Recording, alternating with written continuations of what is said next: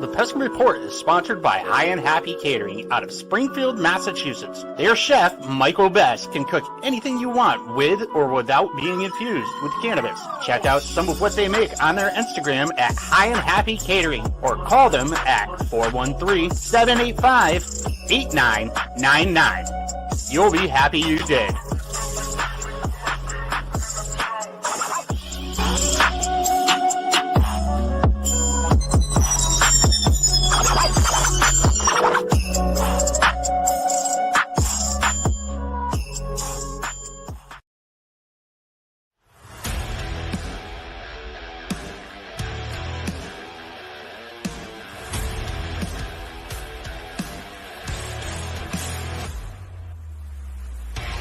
Welcome to the Pesky Report, a podcast for Red Sox fans.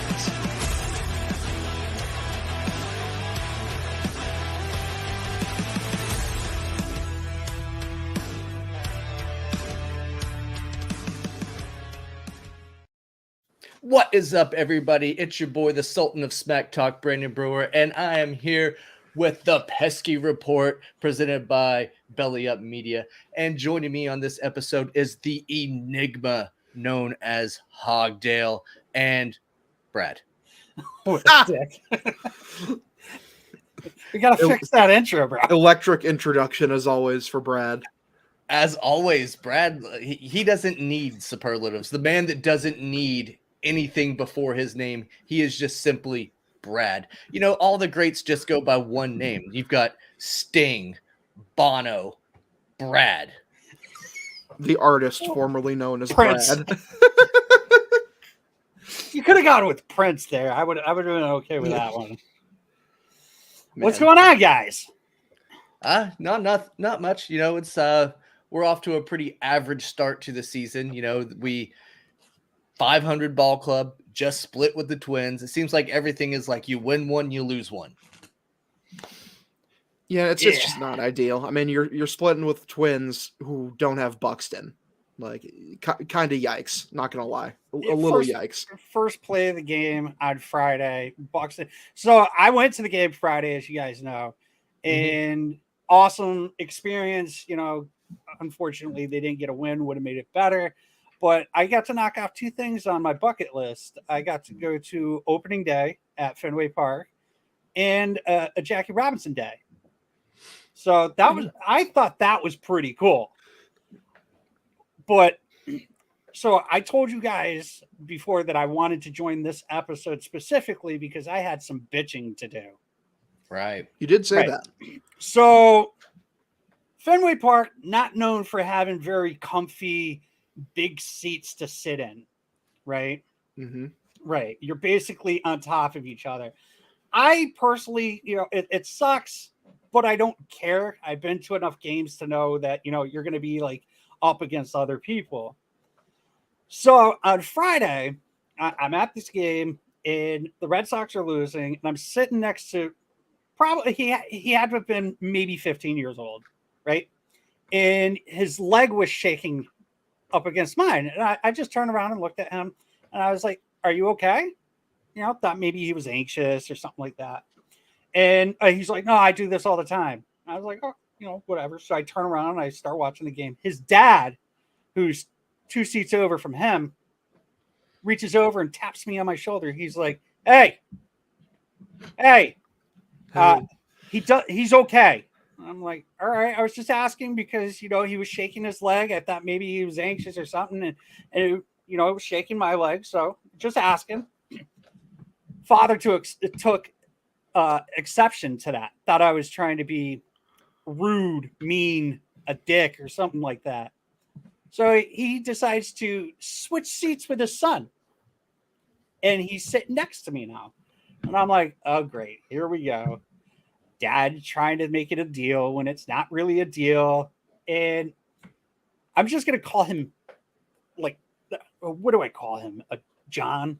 Yeah, we'll go with John. We'll just go with John. I was going to say Tim, but we have someone in our crew named Tim, so I'm going to go with John. He kind of feels like a John. It feels like a John move, right? Yeah. You know, no offense to any of our listeners named John. This is the type of John that spells it Jon. Yeah. No, I mean, didn't Lester spell it? Doesn't Lester spell it in Jon? I mean, I just always think This that's guy's kind of a name is douche. John because he's the type of guy to let people take his shit in his mouth because he's a fucking asshole. So he switches seats with his kid, right? Yeah. And I'm just like, bro, this is going to end up being a problem. And then he looks over at me. He's like, you don't mind if I shake my leg, do you? And I just turn around and look at him. I was like, listen here, douchebag. No need to be tough guy dad. I literally just asked a question because I thought there was a problem. It wasn't meant to be a thing. I literally asked the question. He answered it. And I turned around and looked at the game. Made it a deal for the rest of the game. Guy literally stared at me and was breathing down my neck for the next 6 innings. And I'm just like, please just move. What a guy. He ruined his own day by doing that because I didn't really give two shits. Like, you switched seats with your kid because you thought I was being rude.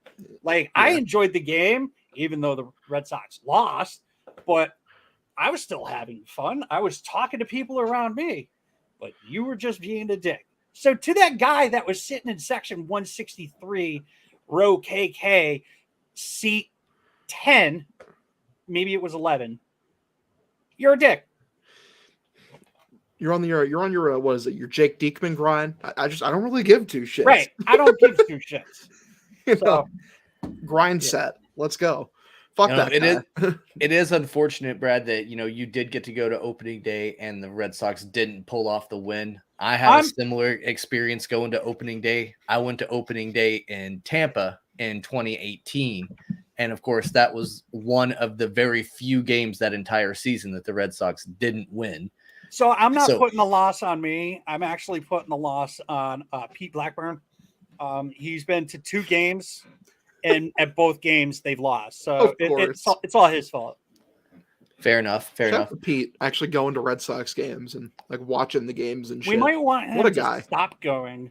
Come on. Like, just watch from your basement, Pete. Yeah, no need to get to 30 this year. Give your balls a lose. Yeah. So. But that just goes back to what we were saying, where it's been kind of like they win one, they lose one, they win one, they lose one. They haven't really had that streak yet, waiting for him to get hot. Game 1, Pivetta just didn't have it. He went out there and he looked like a bag of mashed up buttholes. It just sucked. It started off with that pop-up by Buxton too, where what happened? He ended up doing something with his leg. Something happened to his leg. It tweaked it or something. Yeah, as he was leaving, he said he felt it pop. Oh yeah, that's not good at all. I guess there was an MRI done that said that he was all right, so he's only going to be out for like a week. So I mean, good for the Twins. Not terrible, I guess. And it sucks when somebody, but. Jesus, could someone please just catch a damn fly ball? Like, that thing was up there for like 10 minutes. There's no reason why that ball fell in between like Verdugo and Xander. Xander was calling for it. You got to take charge. If you're going to call for it, get it. Doogie, we saw a lot of that in this season. Yeah. Go ahead, Hogdale. I was going to say, Doogie, ever since like that game where he like was just going insane against the Yankees, making diving catches, has been kind of rough, like out in left field. It's been pretty noticeable, and it's weird because I know he has it in him to be a good left fielder out there. Like, he's not completely terrible, so I really hope it's just like a mental thing, and he just kind of gets past that. He'll be fine, man. Another thing that Brad told us from that game was that people all around him were saying that Verdugo was a liability and that he should be traded, and then he was one of the first offensive production that we had in this game. So I could not believe the amount of stupidity that was going on around me. Like, you go to games, and I know there's people out there, the casual fans who just like watch here and there and whatnot.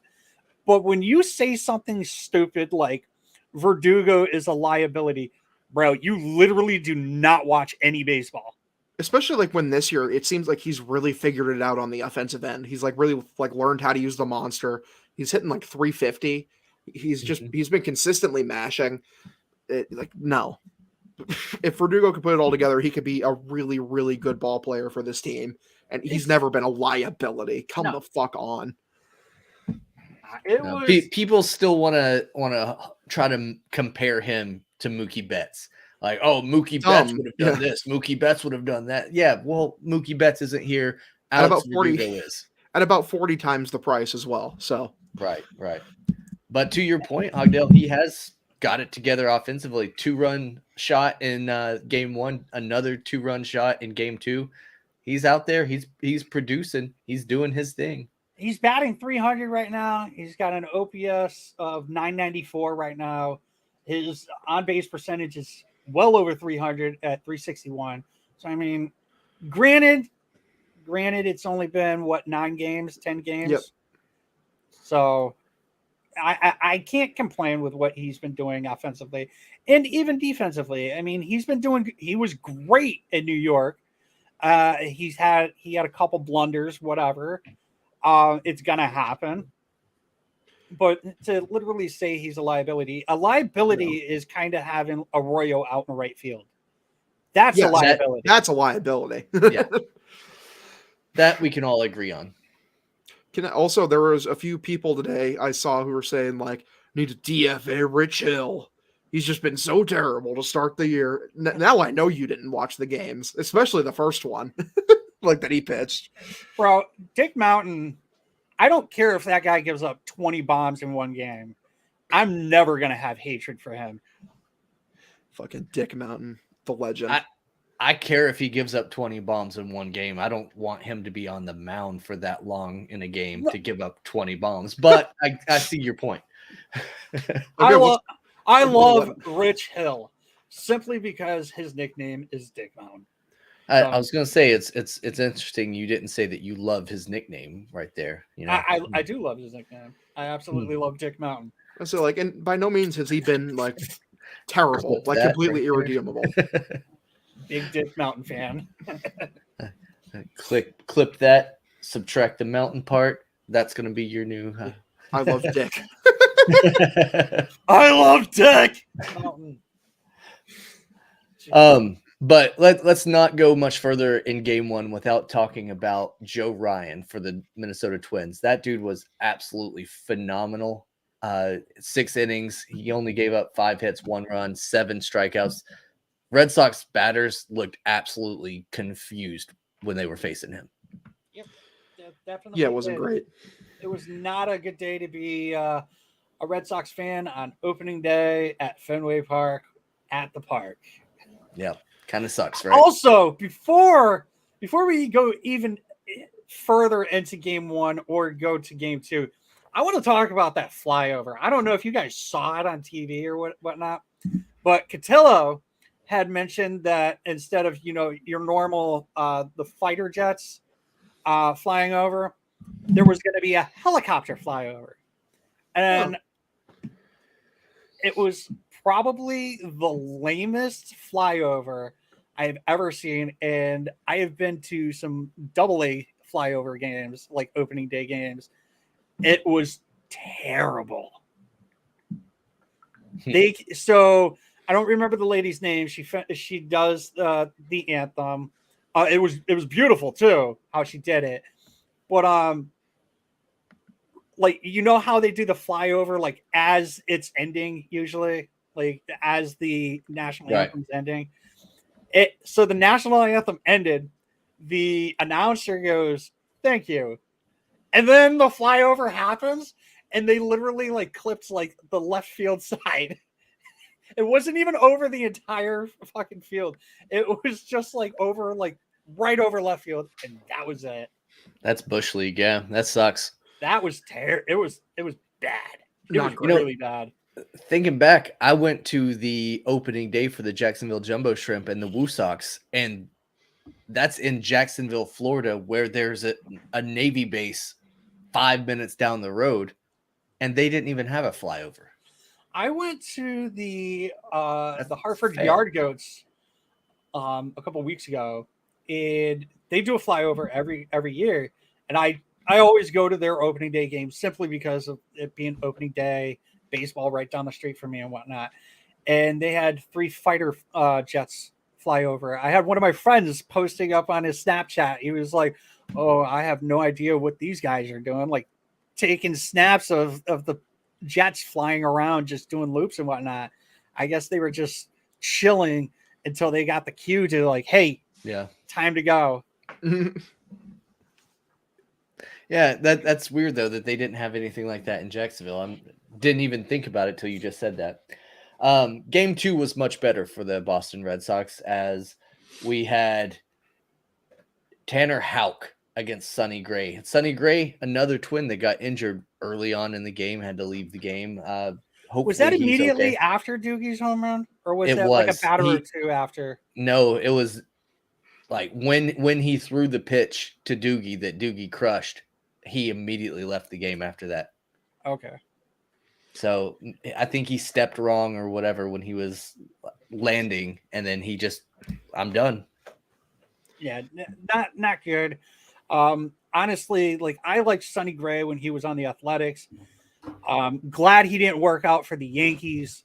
I believe he went to the Reds after the Yankees, right? Yes. Yeah. I know he Yeah, ended up Reds. on there. So then the Reds ended up trading him to the Twins.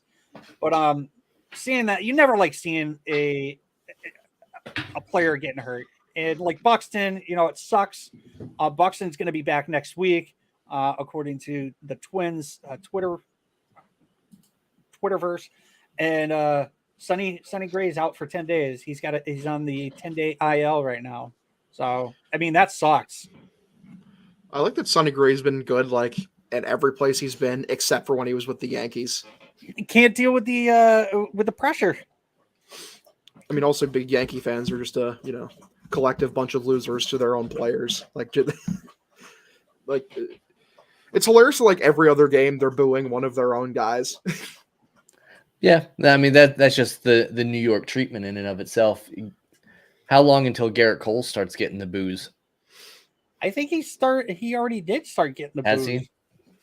I wouldn't be surprised. I mean, if he's not you're going to complain about a 4-minute delay when there's like on opening day, that dude he was crying.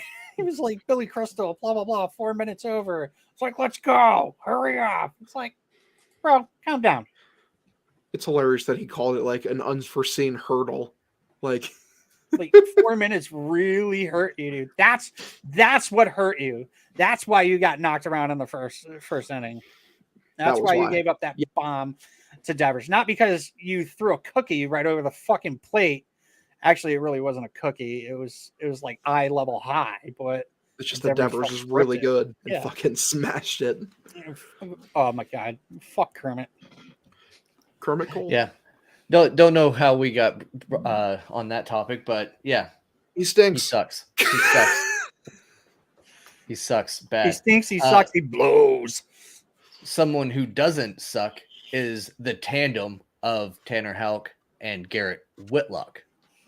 The superior good Garrett. Yeah. The far superior Garrett. Did you hear the rumor, the thing that Cora said that the going into the season they planned on using Garrett Whitlock with Rich Hill and Tanner Houck with Chris Sale?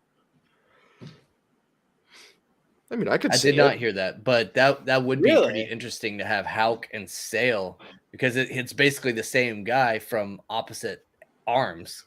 Right, but you got Sale who's a lefty, so everybody's going to be trying to go for that slider coming in, and then now you got for righties, and now you got Tanner Houck who's throwing it from the right side. So that would have been fun to watch. Sucks that Sale ended up getting hurt, and he's not going to be out. He's going to be out until June 6th, I think, is the earliest he can come back. Yeah, It sucks. Yeah, definitely sucks. Not thrilled about that. But we talked about how we can talk about Whitlock. Can we talk about Matt Strom? Been good. he's pretty good. I'm loving him. Strom, I mean, Hogdale, you literally said that he looks like he smells because he's greasy Yeah. and whatnot. Greasy looking fuck. I don't care what the dude looks like, whatnot. If he's gonna pitch like he's been pitching, smell all you want, bro. Smell all you want. Like, I just gotta wonder, like, what was with spring training then, Strom? Like, you absolutely sucked this spring, and then all of a sudden the season starts, and he's like, "Oh, the red light's on. Let me show you what I got." It was literally he was trolling. He had to have been trolling. He was trolling. That's actually the best explanation for it. I'm pretty sure Diekman sucked in spring training too. That's Oh true. yeah. So both of them were like, you know what? We're gonna go out here. We're gonna show these Boston fans that we're gonna let them think that we suck, and then when it really counts, we're gonna show them that we don't actually suck. And there's a reason why Bloom actually picked us up. Hell yeah. And By the way- to that point, Strom and Diekman both have a 0.00 ERA, and so does Phillips Valdez, who has been used a lot lately. Love it. Captain Phillips, man. Shout out to Ed for that one. I liked Phillips Valdez last year. He ended up getting the shit end of the stick for a game. He had to eat it. Basically, like what's his name, Ryan Weber. Yeah. You know, sometimes you just got to take one for the team, and that's what Phillips Valdez did last year. And I think, you know, having Valdez on the team is good. There's another pitcher on the team that I can not say the same thing about. DF Frazier. Yeah, that's we'll probably get into that. But Strom, Diekman, Phillips Valdez, pretty good. Pretty good. I'm not too down on them. That game 2 with the trio of Houck, Strom, and Whitlock completely shut out the Twins. That was the Red Sox first shutout game of the 2022 campaign. 10 strikeouts too. 10 Ks among the three guys, which is amazing. Only 4 walks. Only gave up 5 hits total. So pretty good. Also, they after that game they were 7-2. While wearing the City Connect jerseys. So all the people out there that say that they're hideous, this, that, and the other thing, I don't care how hideous they are. You're going to have a record like 7-2 wearing them. 8-2 because Sunday they ended up wearing them and winning. So the 2 games that they ended up winning this weekend, they wear the City Connect jerseys. So keep wearing them. I won't care. I mean, I think that should be the new home and away uniform, and they should just rock them all the time. But so reverse them, like be instead of like yellow to be blue with the yellow letterings and stuff like that. let's go. Let's go. Hey, Red Sox, I hope you're listening. Also in this game, you know, we mentioned that Doogie got his 3rd home run of the season, another 2-run shot, and Bogey got his first homer of the season, and he's been swinging a good bat this series. Bogey has been, people have been saying like, oh, he doesn't have it. He doesn't, you know, this, that, and the other thing. Bogey's gonna be fine. He's got some bullshit going on. He's got some crap on his plate right now, especially with the opt-out and the contract talk. The Red Sox offering him $90 million and just an extra year. That's kind of got to be in your head at some point, you know. But he's got to fight around it. He's got to play around it, and he'll end up. He'll be all right. He's going to go insane. I'm not too worried. Yeah, I'm not too worried about Bogarts. I think he'll be fine. I think Story will be fine once he gets into a more consistent groove. I think he's been hitting the ball pretty hard these past few games. Much needed day off today for a lot of these guys. So hopefully they're locked in and ready for Toronto this coming week. Game 3 was a bit of a nail biter until the 8th inning, and then it was a complete blowout. This was Waka versus Ober. Waka looked phenomenal through 5, only giving up 1 hit, 2 walks, and 5 Ks on his record. His ERA on the season is a 0.96. Not too shabby in a Red Sox uniform, Mr. Waka. Waka mania, man. Love it. Love it. He's got a .96 ERA now. Yeah, Just said that. Yep. it's true. I can confirm. Brandon did just say that. It checks out. It's a fact. It checks out. He's Really good. Iowa boy. That's my man. Hogdale always mentions the fact that he's from Iowa. I am. There's fucking barely any professional athletes from the state of Iowa. They're all pro wrestlers. Like Brock Lesnar's from Iowa and Seth Rollins is from Iowa, but there's no baseball players. It's just Waka. Slipknot's from go Iowa. Slipknot. Those are also some Iowa boys. There you go. We're repping Iowa right now. There you go. Man. They got an album called. It's insane. Waka looked fantastic. That first inning threw 2 pitches, 2 outs. I love that right away. I believe he threw a total of like 15 pitches in the first inning. He threw 18 wasn't it? Was it 8? I think it was 8 because he ended up striking out the third batter, but it was a little bit of a battle. But so then the biggest problem, not with Waka, but people were like, "Oh, it'd be nice to see a pitcher go 6 innings." So I don't remember how many innings did he end up going? 5 exactly. Yeah. So yeah. I think he would have came out in the 6th inning if it wasn't for that 15 pitch battle against Correa. That was a battle and a half. And I don't care what anybody says. Correa, you can shit on him all he wants because of the Astro situation, whatever. He's still an offensive presence. And like having a 15 pitch at bat against Michael Waka, fantastic. And it was nice to see that Waka ended up winning that battle. Yep, absolutely. Yeah, I was stoked on it. Like we mentioned, it was a bit of a nail biter. Sox kind of slow offensively. They opened up scoring in the 6th, so it was 0-0 until the 6th, where they got back-to-back sack flies. So they played small ball. The Twins immediately got one back in the top of the 7th to make it a 2-1 ball game. And then D.F. Frazier, he loaded the bases, somehow got out of it without completely blowing the game. But then the Sox bats woke up late and just absolutely mashed in the 8th inning for the biggest single inning of the entire season so far for the Sox, scoring 8 in that inning alone. Pretty much put it on ice at that point. So I did a little bit of research. We know that we have 28 pitchers. It's got to be brought down to 26 by the end of there are 28 players. Sorry. And it's got to be brought down to 26 by the end of the month. May 1st, they have to be at 26. I know, Brandon, you want Frazier, off the team, whatnot. Off the planet.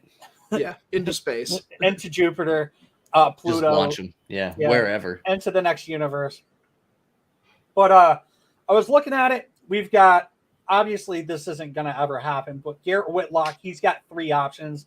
Not even nothing to even consider it. He has 3 options, but that's not an option. Yeah, that's not an option. You got Harakozo. You got Sawamura. I'm not even going to go with his first name. He's got 3 options. I'm not sure how that works because I think I heard that some of the players from Japan usually they have it in their contract where you can't option them. I'm not sure if that's true. Then you've got Phillips Valdez. He's got 1 option. You got Cutter Crawford. He's got 3 options, and Brazier has 1 option. Out of the pitchers here, who do we see being sent down? I could see 2 of them going, and out of that list, Brazier and Cutter. Yeah, pretty much. Get fired into space. I think Cutter has the potential to be really, really good. I just think he needs to, get some control issues down. He's got some nasty stuff. So he just isn't showing it consistently yet.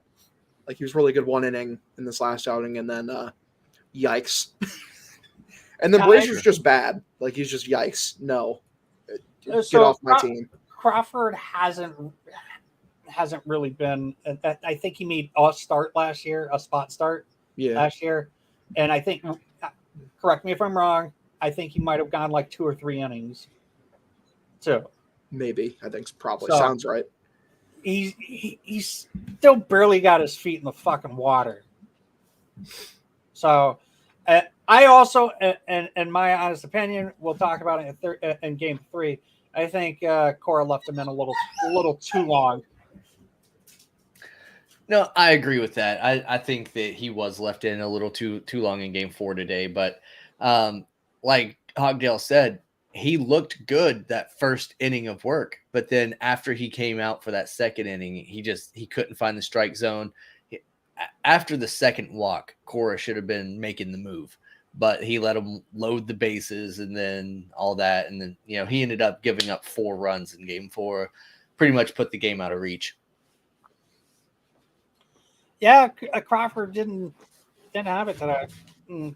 I can only imagine what Eck was saying. Unfortunately, I was at work, so I not unfortunately, I got to listen to Stig, Sean McDonough, and Will Fleming. But it's always nice to actually watch the game. Yeah. So I didn't really get to see it. I'm just sitting there at my desk doing my work and whatnot, and I'm just like punching my desk, going, "Damn it!"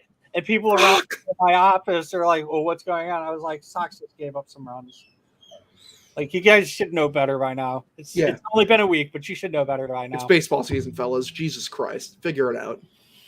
And, Crawford he did get some bad calls or some questionable calls, I'll say. They weren't bad. They weren't egregious.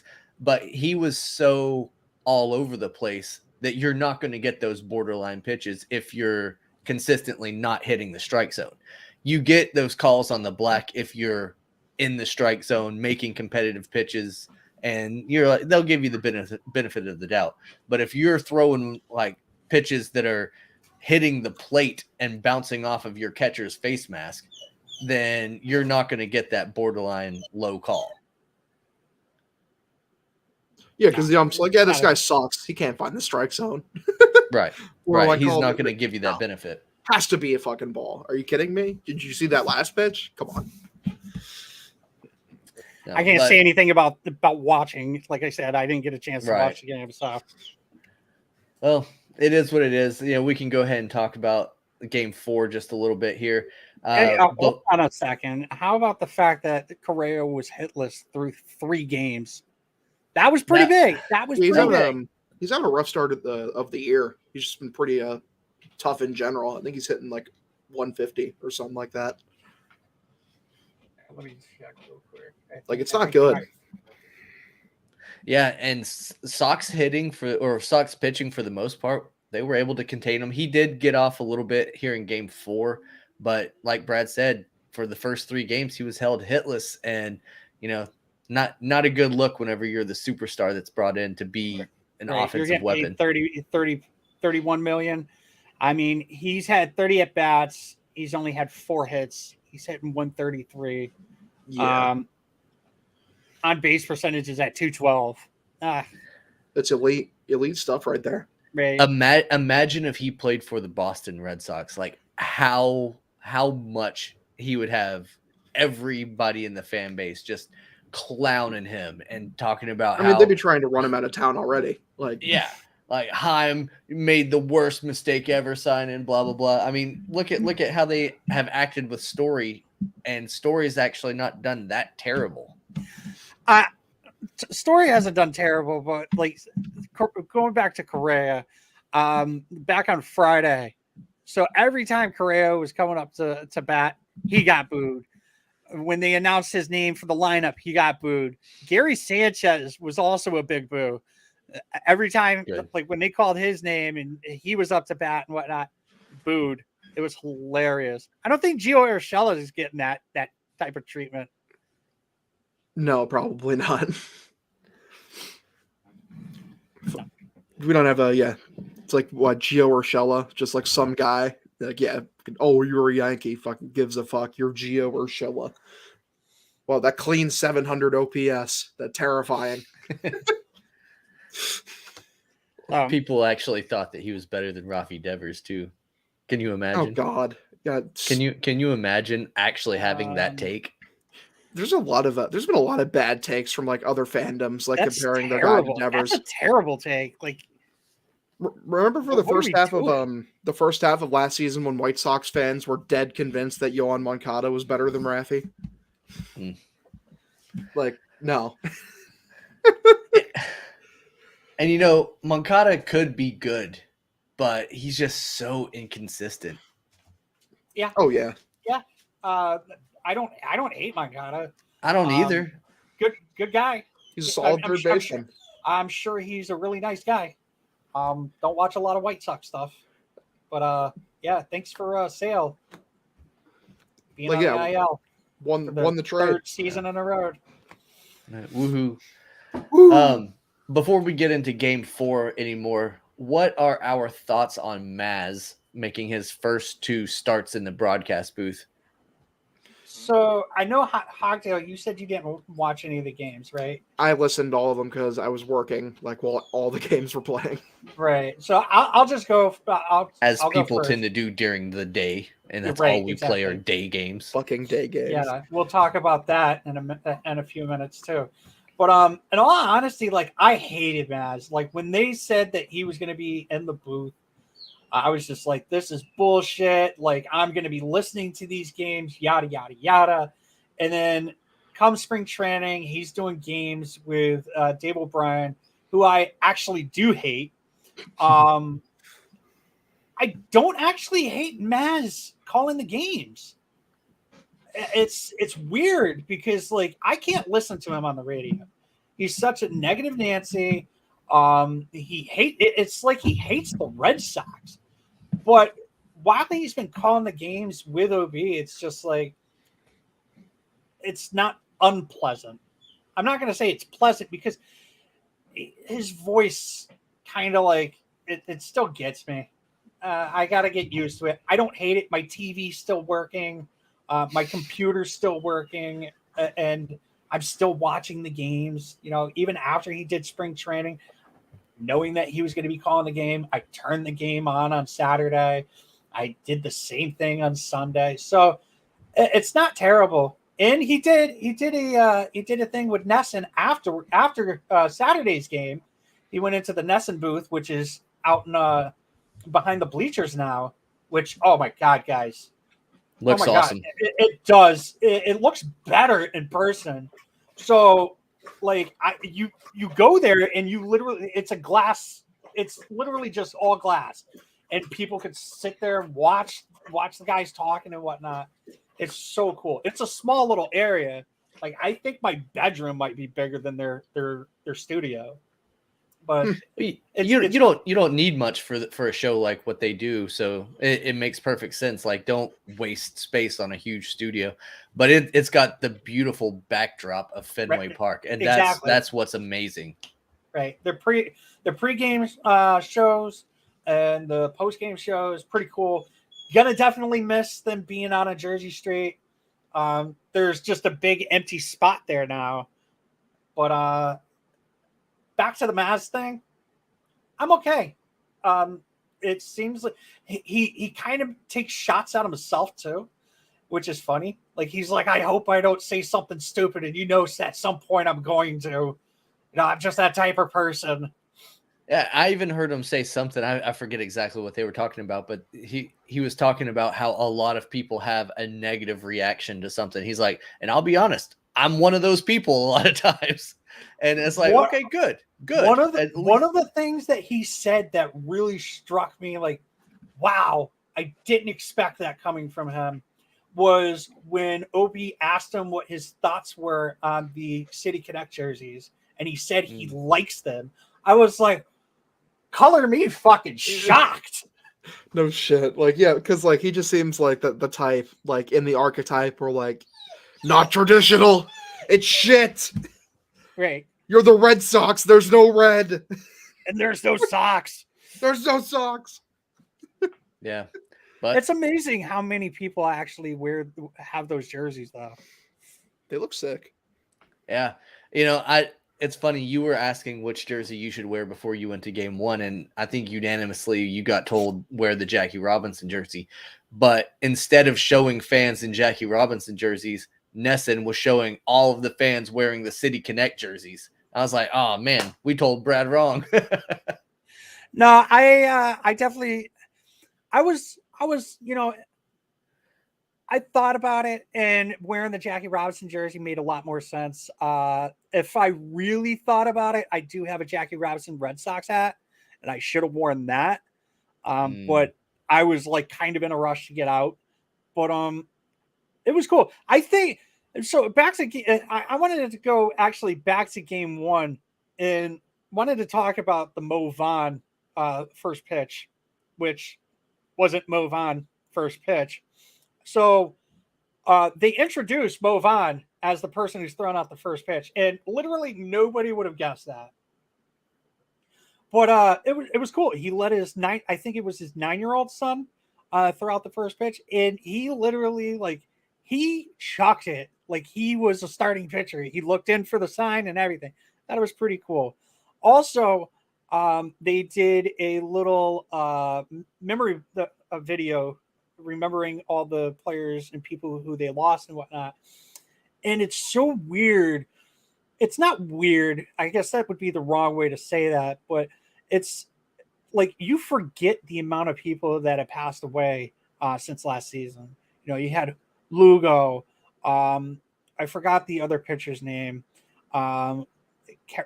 Caruso or something like that. I'm not sure if that's his name. But you had him. Who else you have? You had Giambi who passed away. And yeah. I'm not gonna lie. When they showed the Jerry Remy thing, I had tears coming down. It was touching. It was cool to see, and just to see like Jerry Remy was a part of my life. You can say what you want and whatnot, but 30 years of watching baseball, and this is the guy that's in your freaking, you're watching him every day for every game. And then you feel it when he's gone because he's fighting cancer. And then he comes back because he beat cancer. And then he's gone again because he's fighting cancer. I mean, that guy, it was a big part of my life, especially watching baseball. No, I agree. I mean, even my wife, who isn't, she watches baseball with me, but she's not going to sit down and watch 160 games a year. But even her, when I told her that Jerry Remy had died, she was like, "Oh wow, really? That sucks." Like it even hit her. So yeah, it was tough. And before we go any further, if we have any Blue Jays fans that are listening, our thoughts go out to you because we were in the same situation. I know that your broadcaster, Buck Martinez, is stepping away. So we want to actually give our thoughts to everybody who is a Blue Jays fan. And our thoughts are with Buck Martinez, his family, and friends. Yeah, good call. 100%. And not to just knock or just go off on a tangent, but I did not know what he looked like for the longest time until last week. Yeah, that's fair. I mean, I don't think I know what a lot of the other teams' broadcast team really looks like. I know what the Rays look like because I have to watch the Rays broadcast when the Red Sox play the Rays because I get blocked out on MLB. But I like what he says though. That's weird. Yeah. If I watch a Blue Jays game, I'm going to put them on for home or put their broadcast on and listen to him because his voice is just it's kind of strange in my opinion. Cool. But I can only imagine what the Blue Jays fan base is going through. Yeah, for sure. I mean, we don't really have to imagine too much because, like you said, we've been through it with Remy and all that stuff too. So, good tip of the cap to them. I definitely hope that he's able to beat this thing because we might be rivals on the field, but off the field we can all unite in our hate against cancer. Another illness that's been plaguing Major League Baseball and specifically the Boston Red Sox is COVID-19, and we found out before Game 4 that Kevin Plawecki is now I guess he has COVID-19 and he's going to be missing a few games as well as a couple of members of the coaching staff or training staff. So COVID is rearing its ugly head yet again. So the other thing that got me is that the umpire that was behind home plate yesterday, he was also not at the game today. That's right. And I'm pretty sure that had to do with the same situation, with the fact that Plawecki had tested positive for COVID-19. Just Speaking of COVID-19, we just got the unfortunate news that Tanner Houck is not vaccinated, and I'm the type of person where, like, it's your choice, really it is. But when you sit here and you say you will do anything for your team, and then you don't get the vaccination, and now you're not available to make a start in Toronto simply because you didn't get the vaccination. Are you really willing to do anything? No, and it's a selfish maneuver. And I mean, you're echoing pretty much what I've said for a while now, Brad. Like, I don't even need to get into like the politics of it. It just comes down to simply like, listen, these games against the Blue Jays are really, really important. And like, if we have a playoff series against the Blue Jays, we're just fucked because some of like our better pitchers and some of our better players are just going to miss the games. Yeah, we don't even know who. We're not going to know until we go to this Toronto. This is the tip of the iceberg. We don't even know who else. It could be even worse, and I wouldn't be surprised. Like, dude, it's a rough deal. Like, this is like probably the biggest threat to win the division, and like we're gonna be shorthanded because you won't fucking give it up for your teammates and help it out, sacrifice for the team. I'm sorry, it sucks. Yeah, it sucks. Rich, I don't like to talk about this kind of thing because I have my own opinions about it, and I get it, dude. Like, I'm not the type of person that's like, my opinion is if you get it, you get it, but don't say that you're willing to do whatever it takes. Team player, I sacrifice. 10 toes down. In that situation, it kind of says that you're not willing. I personally don't give a shit if you get it or not. You do you. I mean, in a normal day scenario, genuinely, I do not care at all. Like, really, I don't. What I hate about it is I hate the people that are like, oh, you're messing up my team because you won't go and get it. It's like, first off, you're just a fan. Like, that's not your team. You have no control over any of this. I put in a lot of dedication in watching this team. I mean, just my entire life watching. Just my entire life. Just because you've wasted years of your life watching a team doesn't mean you have any ownership stake and you have no say-so over another human being's decision. So, anyway, game four. Dick Mountain. Rich Hill, of course, did not have the best game of his career, but he also was playing with a pretty heavy heart. Right. It was announced Friday that his father, 94 years old, passed away. So a couple days after learning that his dad died, he took the bump, went out there on Patriots Day, Marathon Monday there in Boston. He is the first Massachusetts-born pitcher to start Marathon Monday for the Red Sox in team history. And it was not one that he'll likely want to remember. Gave up two run homers, four runs total. He went 4 2/3 innings, had a couple of strikeouts, but not much to write home about today for Mr. Hill. This game wasn't as bad as the line looks.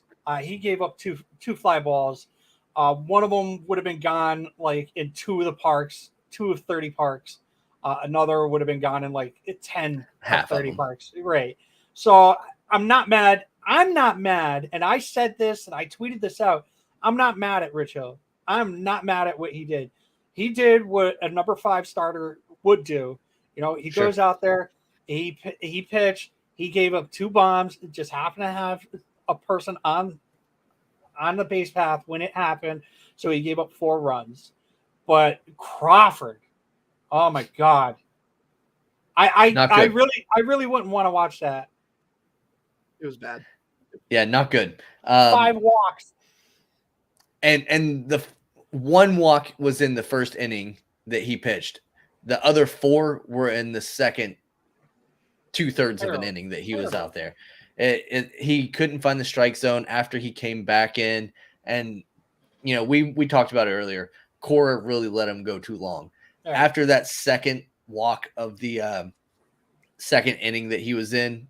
That should have been it. You should have had Salamora or Barnes or somebody come in and relieve him, but you let him go too long and the game got way out of hand. Other than that, today wasn't that great. Devers extended his 15-game hitting streak. That's one little feather that we can put in our cap. And then, the biggest news, and those that are watching live can see it flashing across the bottom of our screen right now. Let's break 10. We got number 1 out of the way. Of course, those that don't follow us on Twitter might not know exactly what that means, but Let's Break 10 is in reference to the platooned catcher position breaking 10 home runs this season. Last year they had 9 altogether, and this year we're looking for the catchers to break 10 home runs on the season. So we got 1 out of the way. 1 out of the way. Christian Vasquez golfed 1 out of the ballpark, and hopefully that's a sign of things to come. Christian Vasquez, it's been noted that he is good at golf. Confirmed good golfer. So you just deleted something on me. No, I didn't. All right, yeah. So Devers slick swimming slide. Yeah, you did. His slide, which I don't know how he was safe. I didn't watch it, but hearing it on the radio, amazing.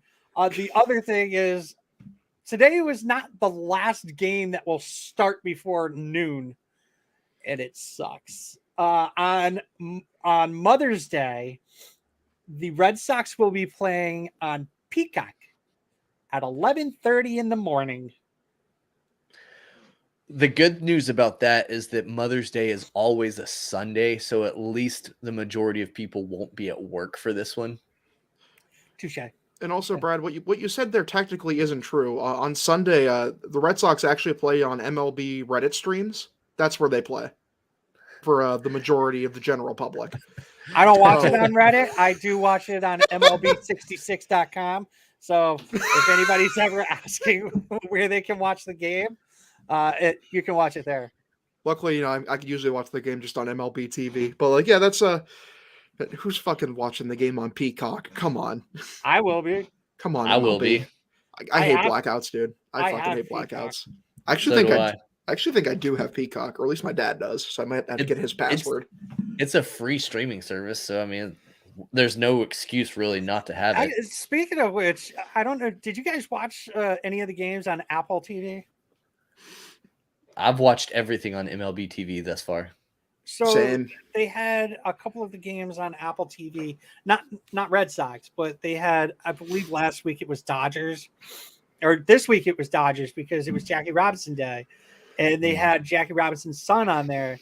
And I'm just going to say it looks pretty cool on Apple TV, like what they post up there and stuff. Like they put stats and like when somebody comes up to hit, they go, oh, here's the probability of him getting a hit. And like Justin Turner came up and it was like 6.9% chance of him getting a hit. And then he got a hit. But then like they immediately showed like the launch angles and all the stats and whatnot. It's pretty cool. That's nice. I haven't had an excuse to watch an Apple TV game yet, so I'll have to give it a look. I'll have to give that a try as well. Looking ahead real quick before we run out of time here tonight, we have the Toronto series. Toronto Blue Jays coming to town, so we don't have to worry about vaccination statuses because this is still in the good old US of A, and we're not going to another country that dictates the laws of people. Those damn commies up in Canada, am I right, fellas? But before we get into the series predictions, Kevin Youkilis is going to make his in-booth debut, and yes, I think we're all pretty excited about Uke. I'm pumped to hear you. It's unfortunate that Fitzy isn't playing because his guy. That's his dude. That is his dude. Pretty pumped to see that. Is he doing all 3 games? I'm not sure if he's doing all 3, but I know he is going to be in there for game 1, which is Kikuchi, which is a great name to just say, and Evaldi. Yes. Yeah, I'm pumped to hear you tomorrow. When are we gonna get Mala his first game? When they play in Texas. Texas. Oh, that's sick. So, So if I back at it. So game one, what do we think? We've got Kikuchi and Evaldi going at it tomorrow night. It's a night game. So the Blue Jays offense scares me. Yeah. Just scares me. I think that if our offense can get their shit together, I think we can battle with them. I think they have a better offense than us. But it really depends on what Evaldi does. Yeah. There's a chance we can take it. It's just how long does Evaldi go, and then who goes in after him? That's fair. Kikuchi on the season is 0-1 with a 5.40 ERA. So he's been roughed up a little bit early on this year. How many innings? I don't know off the top of my head. That's fine. Yeah, I don't know. I would have to look it up on another website. But he has been lit up a little bit early on this season, so hopefully that's a good sign for the Red Sox bats. He's got a 5.40. Yeah, he's only pitched 3 1/3. He's got a 2.1 whip. Not great. And 2 strikeouts. So what are we thinking for a prediction for game one here, guys? I'm going 6-5. And it really could go either way, but I'm gonna pull Sox because we have Evaldi on the bump. 7-4 Sox. Nate goes 5, allows 3. Bullpen allows 1, and they pull it out. Okay, I'm gonna say 7-4 Sox. Nate goes 6 1/3. Nice. But finally gets people to shut up about Sox pitching going 6 innings. By the way, why does that even matter? The Sox pitching, like for most of these games, even the ones they've lost, has been good enough. It's just like the offense has not showed up at all. Yeah, the offense has been fucking like inconsistent. Yeah. Like it's like I said before the year, I think the pitching in general is good enough, and it has been so far. Like guys, just swing the ball like we know you can. Like you're a top 5 offense in baseball. Show up. Let's see, in game 2, we have some staggering statistics to throw at you here. We have Berrios with an 11.81 ERA. He's been bad. Against Pivetta, 0-2 with a 9.39 ERA. So this could be a big game for both offenses. Again, it depends on the offense. Honestly, like I really think, what in the fuck was that? Sapphire. You got a duck in the house, Hogdale? No, she's chewing her toy pig. It makes an oink sound, kind of. It's funny. He's getting hyped. That was a duck, dude. It did. It did sound like a duck. All right. So if Pivetta pitches like he did Friday, we're fucked. No, yeah, pretty much. But if Berrios pitches like he's pitching, then they're fucked. So again, offense. The Blue Jays offense has clicked. I mean, I think they lead all MLB with home runs. And it really depends. I think that, I know Brady's going to hate me for saying this. I think that the Blue Jays are going to get to Pivetta. Sadly. First non-homer take. So there's that. Yeah. I like Pivetta, by the way. So, like, Brady, if you listen to this, eat it. And the Blue Jays are just, like, really, really good. Yeah, that offense. The one thing that I think Pivetta will have going for him is he is Canadian, and I think he wants to kind of stick it to the Canadian team. He's too nice of a guy. I don't think he does. As most Canadians are. That being said, shout out to Aaron. August 25th, 1922, so roughly 100 years ago, is the highest combined score in a game. 49 runs combined between the Chicago Cubs and the Philadelphia Phillies. The final score was 26-23. We could flirt with that this game. If our offense decides to show up. So I'm gonna say that this was going to be the high scoring game of the series, and it's going to be 12-8. 17-16. Literally a football I'm gonna go score. 12-8, and it's a coin toss at who is on top. Yeah, it really all depends on who's got the better stuff. I mean, both of them have been flopping around and not really pitching all that well. Pivetta, like I said, he looked like crap in the game on Friday. I think he went 2 innings. Hopefully, we'll actually get to see Trevor Story play a full series. That'd be cool. Would like to see that. I get it. The rest days, short spring. Can we please, guys, please see him for a full series at Alex Cora? Do you have a score prediction for Game 2? Fucking 15-11 Red Sox. Let's go. It's going to be a madhouse. Let's go. Shootout. Game 3, we have Gosman versus Houck. And then whenever Houck pitches, that usually means Whitlock pitches. So this could be a fun game for the Red Sox. What do you guys think? Houck really had it the other day. What do you go? 5 2/3. Was really nice to see. I think that he's going to shove, showing that, I can't go to Canada next week, so I'm going to screw the Canadians this week. And I think he'll go 6 1/3. I think he'll get, let's say, 7 strikeouts.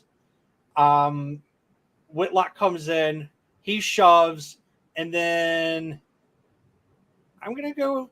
This is going to be a low scoring game. It's going to be 7-4. Low scoring. Sox. Low scoring game. 25-9. 49-0. Yes, I think this one's going to be like the one game where like offense is going to be close to non-existent because I think really highly of the pitchers on both sides.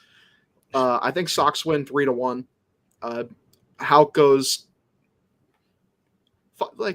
6 innings, probably 6, maybe 5 2/3, and then Whitlock takes the rest of the way.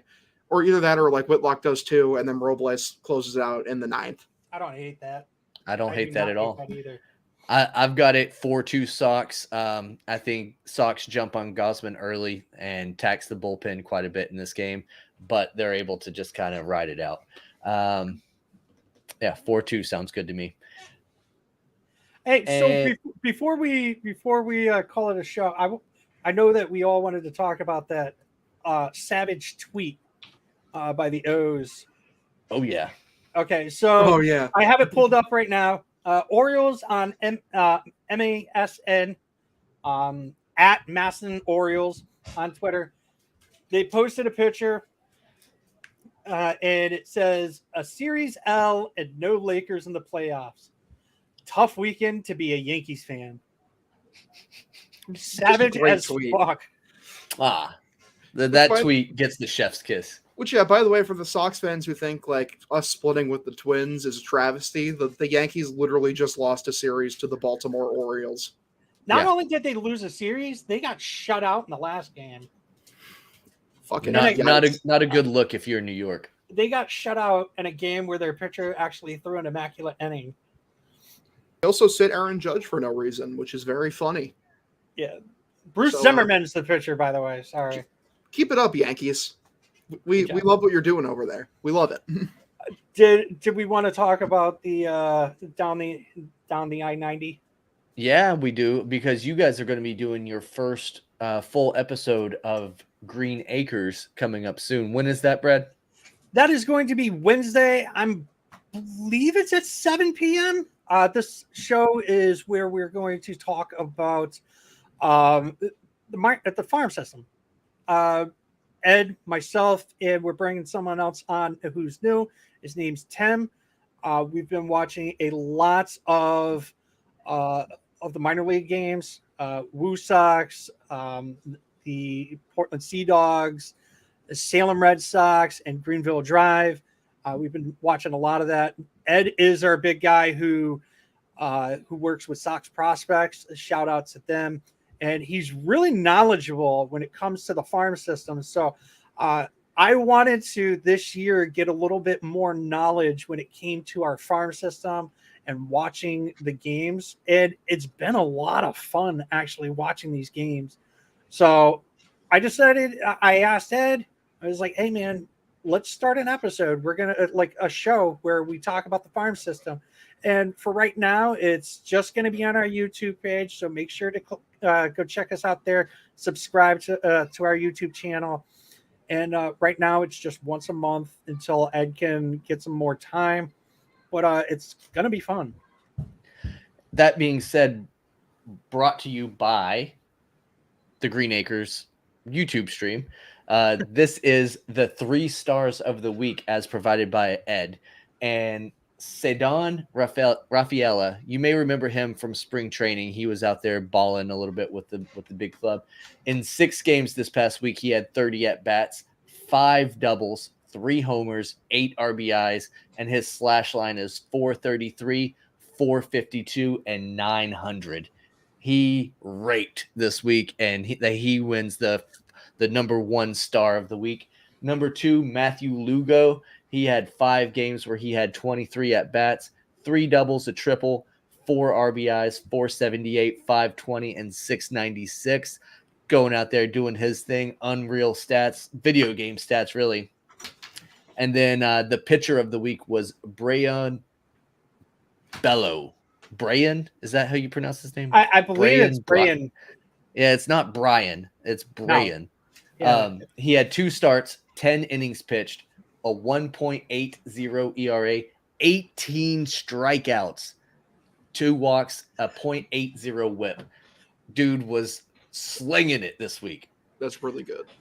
What are we calling him up? Call him up now. Let the kids play. Let the kids play. Yeah, dude, it's been a blast watching these guys do this thing. Like, have you noticed? Like, there's no Tristan Cassis on there. There's no Franchi on there, which Franchi has been fucking killing it. I mean, you don't have the big stars on there. You don't have Ryan Fitzgerald. You don't have Jeter Downs. You don't have those guys on there. It's nice. And that's a little bit by design. We didn't want to just only talk about the guys that everybody knows. This is a way for us all to expand our horizons and for our listeners to learn some of these other names so that whenever they get called up, it's not like, oh, who's this guy? Or whenever the Sox decide not to bring back a certain guy, it's because they've got these guys waiting in the wings. Heim has built a good farm system in just the short time that he's been here. And it's going to continue to get better and better because he's making moves that benefit the farm. Yeah. So now Brian Bello, he was picked up in 2017. So that was a Dombrowski pickup. Lugo was a 2019 pickup. That was also a Dombrowski pickup. Were these draft picks or via trade? Lugo was drafted 2nd round in 2019, and Bello was. I'm trying to look it up right now. Bello was an amateur free agent in July of 2017. And who was the other one? Rafaela. Give me a quick sec. He was, so all 3 of them were Dombrowski's. He was also an amateur free agent. In summation, Heim Bloom is fucking terrible at his job. Bring back Dombo. It's time. I'm going to the Phillies where they run a real organization as a fan. And they pay their players. Yeah, exactly. But Heim hasn't traded these guys to get pieces. True. Because he sees the potential. See how I flipped that back to being pro Heim? Of course. So I just got one word to say. Heim. Heim. All right, guys. Well, thank you guys so much for watching along and for listening to the podcast episode. We appreciate it. We appreciate the comments that we receive and the questions that we receive from you each and every week. If you have questions or comments, please feel free to reach out to us on our Pesky Report, Twitter, Facebook, Instagram, wherever you have social medias, we do too. Go follow and like us.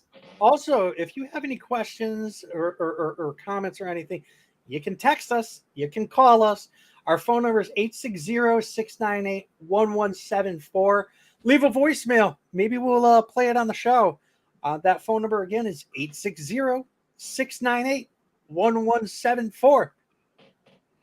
We should type that into a banner so that we can show it on the screen too. That would be helpful. Maybe we'll get that going for next time. Yeah. Hogdale, you have anything else you want to add? Go Sox. Go Sox. Let's go. Let's get those dubs against these pesky Blue Jays. Sox kids. Brad. Go Sox, kid. Thanks for watching. Make sure to follow us on Instagram, Twitter, and Facebook at Pesky Report. Make sure to like, subscribe, and leave a review.